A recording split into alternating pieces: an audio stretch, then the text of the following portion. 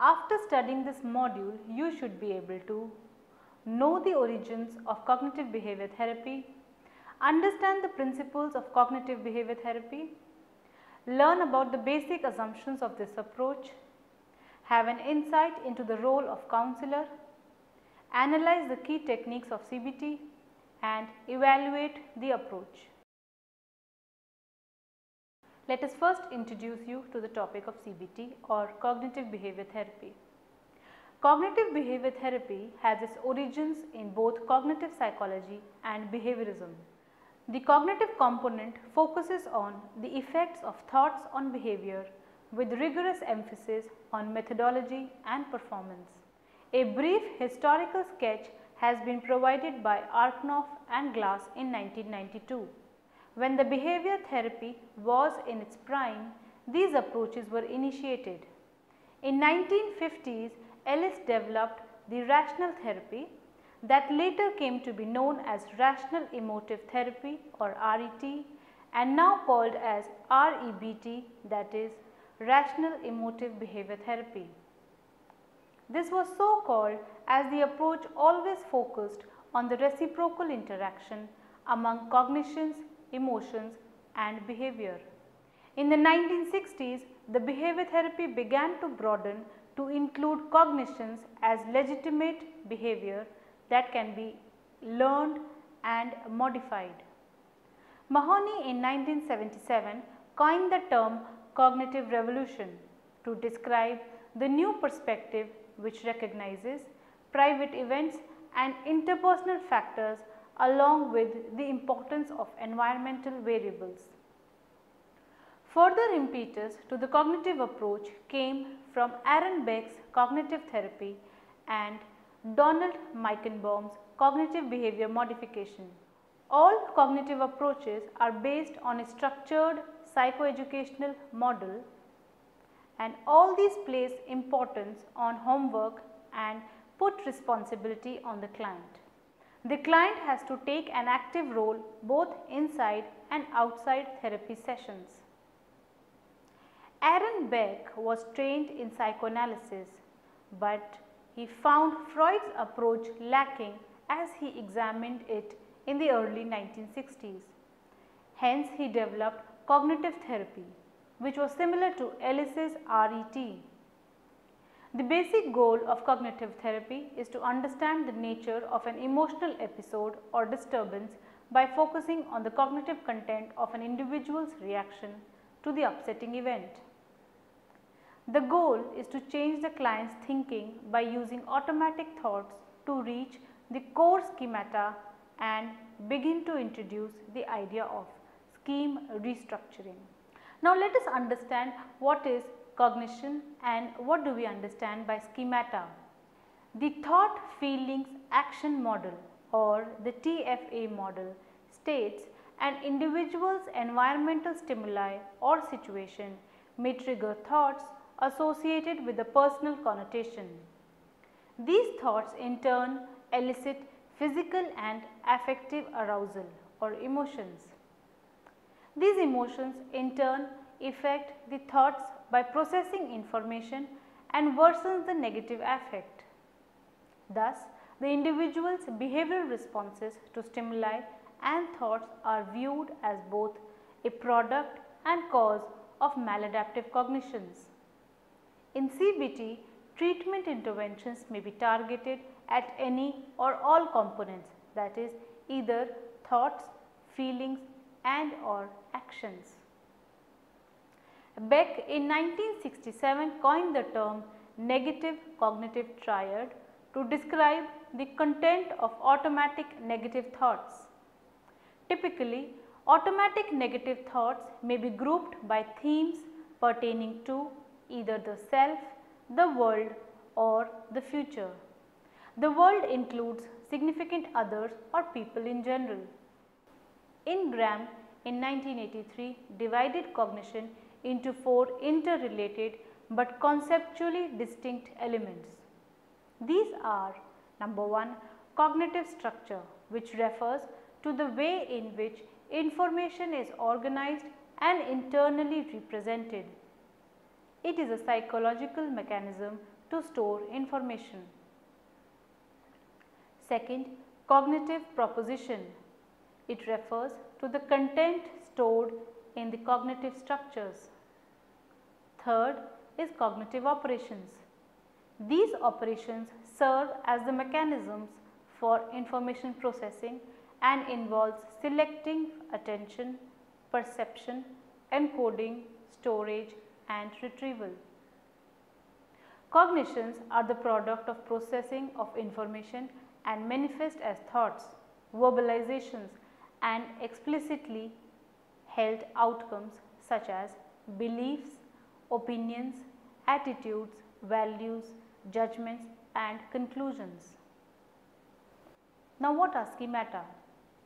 Schemata as defined by Rush and Beck in 1978 are inflexible general rules or silent assumptions that develop as enduring concepts from the past or early experiences of a person. These schemata form the basis for screening, discriminating, weighing and coding stimuli. These schemata also form the basis for categorizing, evaluating experiences and making judgments and distorting reality situations. Thus, schemata can be identified as etiologically accountable for problems such as number 1, distortions in thought processing, number 2, maladaptive emotional episodes, number 3, faulty, exaggerated, unrealistic expectations of self, others and environmental conditions. Improvement in a person's problems can be achieved by targeting underlying schemata for change and effectively modifying them. Now let us understand what are the goals of CBT or cognitive behavior therapy. The goals of CBT are to help individuals achieve a remission of their disorder and to prevent relapse. Much of the work in sessions involves aiding individuals in solving their real life problems and teaching them to modify their distorted thinking, dysfunctional behavior and distressing affect. Therapists plan treatment on the basis of a cognitive formulation of patients' disorders and an ongoing individualized cognitive conceptualization of patients and their difficulties. A developmental framework is used to understand how life events and experiences lead to the development of core beliefs, underlying assumptions and coping strategies, particularly in patients with personality disorders. A strong therapeutic alliance is a key feature of cognitive behavior therapy. Therapists are collaborative and function as team with patients. They provide rationales and seek patients' agreement with undertaking interventions.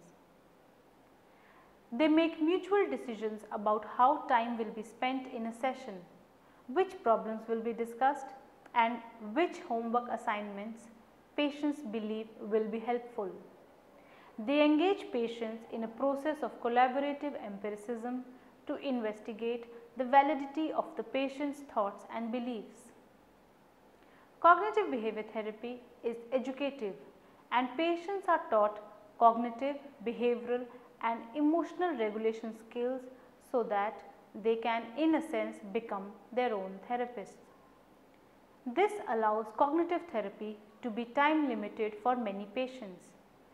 Those with straightforward cases of anxiety or unipolar depression often need only 6 to 12 sessions. Patients with personality disorders, comorbidity or chronic or severe mental illness usually need longer courses of treatment such as 6 months to 1 year or more with additional periodic boosters. Cognitive therapists elicit patients' goal at the beginning of the treatment. They explain the treatment plan and interventions to help patients understand how they will be able to reach their goals and feel better. At every session, they elicit and help patients solve problems that are of greatest distress. They do so through a structure that seeks to maximize efficiency, learning and therapeutic change. Important parts of each session include a mood check, a bridge between sessions, prioritizing an agenda, discussing specific problems and teaching skills in the context of solving these problems, setting of self-help assignments, summary and feedback. Now let us understand what is the role of therapist in CBT. Beck in 1987 emphasized that the quality of the therapeutic relationship is basic to the application of cognitive therapy. The therapist must be genuine, warm, empathic, non-judgmental and accepting and have the ability to trust and build rapport with the client. The therapist must also have a cognitive conceptualization of cases, be creative and active and be able to engage clients through a process of Socratic questioning. He should have the knowledge of both cognitive and behavioral strategies. This will help clients to discover themselves. Now let us come to understand what is the most essential component of CBT. It is important to remember that cognitive behavior therapists use a different formulation for each psychiatric disorder. We use this formulation in conceptualizing the individual patient, which is an essential component to developing a sound therapeutic relationship, setting goals, planning treatment and selecting interventions. Building trust and rapport with the patients from the very first contact, demonstrating accurate empathy, sharing the conceptualization with the patients and collaborating are also essential. Another important part of every therapy session is helping patients respond to inaccurate or unhelpful ideas. The basic question to ask when a patient is reporting a distressing situation, emotion or dysfunctional behavior is, what is going on through your mind right now? Once we help the patients identify their dysfunctional thinking, we help them gain more adaptive and accurate perspectives, especially by helping them examine the validity and usefulness of their thoughts. We also help them design behavioral experiments to test the accuracy of their predictions. Now to understand the key techniques, let us first see what is the target of cognitive behavior therapy. The target of cognitive behavior therapy is the cognitions. So what are cognitions? Cognitions, emotions and behaviors are viewed as interactive within a social environmental context. Although cognitions do not cause dysfunction, they are inherent part of it. Targets for change include both cognitive outcomes and processing. Beliefs, expectations and meanings attached to life events may be the objectives of exploration and change. Also, the locus of control, learned helplessness, hopelessness and self-efficacy have an influence on the people's attributional beliefs.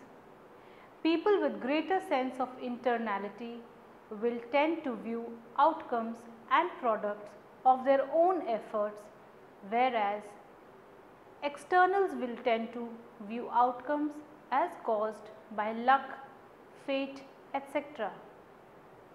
Analysis of attributions provide us insight into the affect, cognition and behavior and present an intervention point to the therapist. The negative attributions take many forms. Blaming places responsibility for feelings and outcomes on another. Example, you make me feel mad or guilty, or you are a Leo. Or another example, he has no willpower, he was born that way. Attributional styles have been associated with a range of psychological problems and conditions. Another important concept used here in CBT is the cognitive distortions. Distortions are changes in the ways of processing information. Examples of distortions are absolutistic thinking. It is a tendency to view experiences in a polarized manner, such as good or bad, right or wrong, strong or weak. Example, I am a complete incompetent, or life's hell. This is called as dichotomous thinking or all or none thinking also. Another cognitive distortion is overgeneralization. Such people draw a general rule or conclusion on the basis of one or more isolated events and apply the concepts to related and unrelated situations. Example, I am no good, stores never have shoes of my size. Another cognitive distortion is selective abstraction. It involves focusing on the negative in a situation and ignoring the positive features. Another one is arbitrary inference. Reaching to a negative inference where there is no evidence for it, or it is vague, unclear and circumstantial. There are two types of arbitrary inferences. First of all, mind reading. Example, she thinks I am weak, I just know it. Or another example, the boss doesn't like me, I am certain. The second type of arbitrary inference is negative prediction, that is, imagining or anticipating negative or unpleasant consequences. Example, I just know there will be a problem in this vacation. Another kind of cognitive distortion is magnification and minimization. It is an error in evaluating the significance or the extent of a behavior, condition or events that are so extreme to constitute a distortion. Magnifying imperfections in them and minimizing talents. Example, becoming extremely emotional or critical of one's errors. Another cognitive distortion is personalization. It is an act of relating a negative event or situation to oneself without adequate causal evidence to make the connections. Example, if I had been at home with dad, I don't believe he would have had a heart attack. Or another example, they are working on the road because I am running late for office. Now let us understand some key techniques of CBT. First is the Socratic questioning. Socratic questioning teaches the use of rationality and inductive reasoning to ascertain whether what is thought or felt is actually true. The therapist models the use of Socratic questioning and encourages the patient to start raising questions about the accuracy and validity of his or her thinking. Second technique is imagery and role playing. When imagery is used, the therapist sets the scene by asking the patients to visualize the situation that caused distress. In role playing exercises, the therapist and the patient act out an interpersonal vignette to discover and uncover automatic negative thoughts or to try out a revised pattern of thinking. The third technique is thought recording. Thought recording is one of the most useful procedures for identifying and changing automatic thoughts. They can record events, thoughts and emotions in the 3 columns. The purpose of this exercise is to encourage patients to begin to use self-monitoring to increase awareness of their thought patterns. Next, the strength of the emotion and the believability of the automatic negative thoughts are rated on a scale of 0 to 10. The automatic thoughts are recorded. This is given as homework to the clients. There are 5 columns in this. The first column states the date on which the event occurred. The second column describes the event and the streams of thought or memories or daydreams that followed that emotion. The third column has the automatic thoughts, where the person or the client writes the automatic thoughts that led to the emotions. He also rates the automatic thoughts on a scale of 0 to 100. The fourth column consists of emotions, wherein the client specifies which emotion he or she felt, that is sad, anxious, angry, tense, etc. He also rates the degree of the emotion on a scale of 0 to 100. And the last column consists of the rational thoughts, which consist of number 1, A, identifying the cognitive errors, B, writing rational responses to the negative automatic thoughts, and C, rating the belief in a rational scale of 0 to 100. Now let us come to the fourth technique of CBT, which is called as psychoeducation. CBT integrates psychoeducational procedures as a core element of the treatment process. These procedures are woven into the treatment sessions. The therapy aims at teaching the patient the significance of challenging automatic thoughts, identifying cognitive distortion or errors, and practicing and implementing a more rational thinking style.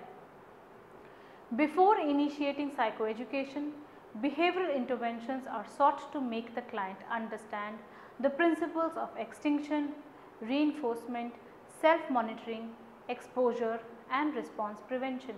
Now let us understand the therapeutic process. First of all is the step of teaching the client categories of distortion, in which the therapist identifies the distortions of the clients. Second comes creating a thought diary. Clients record their irrational thoughts following a mood affecting the situation, the category the thought belongs to, and more realistic alternative thoughts. Next comes the stage of engaging the client in a Socratic dialogue. The counselor questions the client's thinking processes, challenges illogical ideas, and helps him realize that their negative thoughts do not make irrational sense. In the fourth stage, they test for evidence.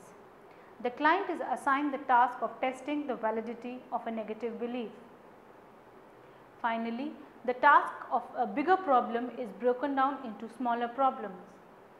The counselor helps in breaking the bigger goal into smaller tasks that can be accomplished step by step to reach the goal. The therapist may also use behavioral exercises such as relaxation, physical exercise, practicing new social skills, role play sessions, assertiveness training, and behavioral desensitization. Well, now let us come to the evaluation of cognitive behavior therapy. Strengths of cognitive behavior therapy. Cognitive behavior therapy has been adapted to a wide range of disorders including depression and anxiety. CBT is a well-researched evidence-based therapy that has proven effective for clients from multiple backgrounds. It has also led to the development of a number of useful important psychological instruments such as Beck's inventory, such as Beck's anxiety inventory, Beck's hopelessness scale, and Beck's depression scale. CBT also has a number of training centers around the US and Europe. Now let us come to the limitations of this therapy. It is structured and requires the clients to be active, such as completing assignments, which the client may not do. It is also not appropriate for those seeking more unstructured, insight-oriented approach that does not require strong participation. It is primarily cognitive in nature and not effective for intellectually limited or those who are unmotivated to change. And CBT is demanding. Clinicians as well as clients must be active and innovative. Well students, now let us summarize what all we have learnt in this module. The thought feeling action model or the TFA model states an environmental stimuli or situation may trigger thoughts associated with a personal connotation. These thoughts in turn elicit physical and affective arousal. These emotions in turn affect the thoughts by processing information and worsens the negative affect. Beck in 1967 coined the term negative cognitive triad to describe the contents of negative automatic thoughts.